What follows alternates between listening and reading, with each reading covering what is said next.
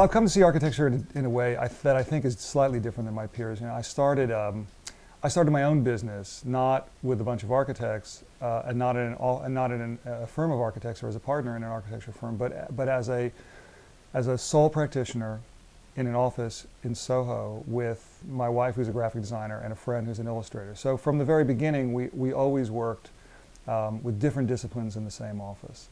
That led to ultimately to being invited to join Pentagram, and you know, Pentagram is a multidisciplinary design firm. I sort of thrive on the idea that different disciplines actually add to each other rather than simply, you know, operate in different spheres. To be around graphic designers, industrial designers, digital designers, and other architects seems much more natural to me than just being with one discipline. So that's really changed the way that I look at architecture. It's had a tremendous impact on you know, just the evolution of how I begin to see building form, how I see the language of architecture, and just about everything else. You know, I'm not a specialist. I don't do just one kind of thing, and I don't do just architecture. I do product design, lighting design, exhibition design. We've done some urban design. We've done lots of architecture. We've done lots of interiors. And all of that together seems to me to be a kind of big continuum that's really design. Architecture is much less the kind of mother art, it seems to me, than it is one more design discipline. So just as an example of how I see architecture differently than it's traditionally defined, I mean, we can look, you know, and there's a great show on the Bauhaus at the Modern right now, and it reminded me of a great drawing. There's a kind of spherical organization to the school, to the Bauhaus school. It sits in a kind of concentric set of circles from first to fourth year. You know, on the outside is sort of general foundation. It goes through materials, then specific materials, and dead in the middle is building.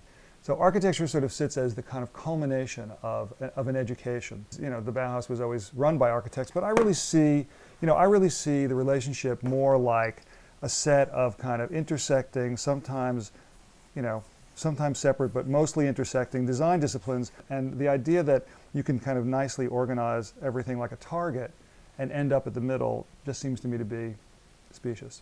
So what interests me about architecture is not my own identity or my own interest about architecture. What really interests me is the ability of architecture to act as a language, that can talk more about the identity of the real content, of the real owner, rather than simply the architect. So the architecture of identity, for me, is an architecture that derives its power, derives its form, its language, its metaphor, its image from the user, the owner, whoever, rather than simply being an expression of what an architect likes.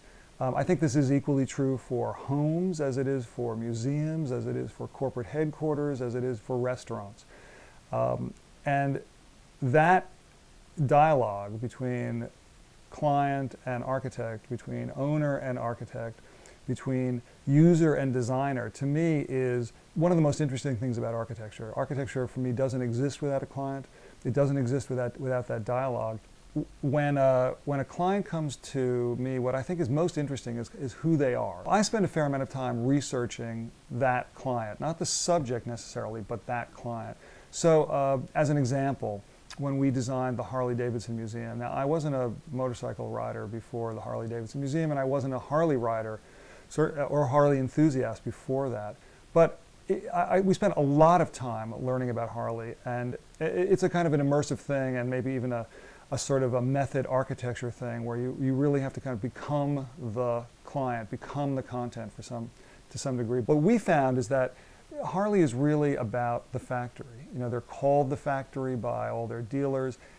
Even though you think of them as a kind of style company, you know, they're half a manufacturing company. Manufacturing of vehicles is actually incredibly complicated. And so there's a tremendous amount of attention given to the factory, the making of things. And so we looked at things like this. We looked at Burton Hillebecker's photograph about industry. So this is the best catalog of industrial relics, the shot in the most kind of common flat way. And these photographs really became a kind of touchstone for thinking about the factory. So whether it's was, you know, sort of chimneys or winding towers or coal bunkers or just plain industrial buildings and facades, these became much more important to us than what do museums look like in 2005. I could say that, Harley-Davidson, like, what's the problem? There's a rich set of imagery, there's 100 odd years of history, there's just so much content. But I think that the same is true even for residential clients. When we did a house in Montauk over the ocean, we took a trip to visit 25 California modern houses. And this is because they were developing a collection of vintage, mid-century modern furniture and objects. And so we went to see 25 modern houses in California, all between, say, 1950 and 1965. That experience, that shared experience, really changed the way we were able to deal with each other. There was all of a sudden a kind of common language of architecture that we could discuss.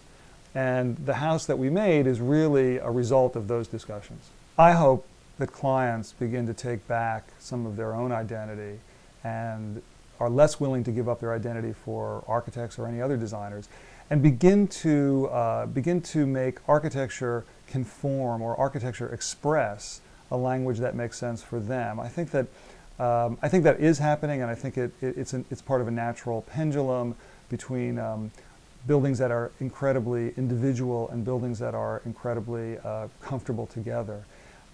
For me, though, it's always been my way of making architecture, my way of making buildings, which is to get as close as possible to the client, as close as possible to their kind of core identity, and make a building that expresses that, rather than simply what I happen to like at any given time.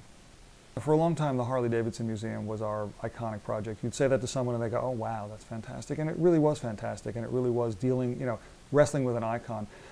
We finished that, and we're working now on a project for the Edward M. Kennedy Institute for the U.S. Senate. We started working on it before the senator passed, and we're working on it now. It is for us the iconic project we're working on. The identity of the senator is important, although this is really an institute for the U.S. Senate. And so the identity of this incredible governmental institution is the entire center of our focus.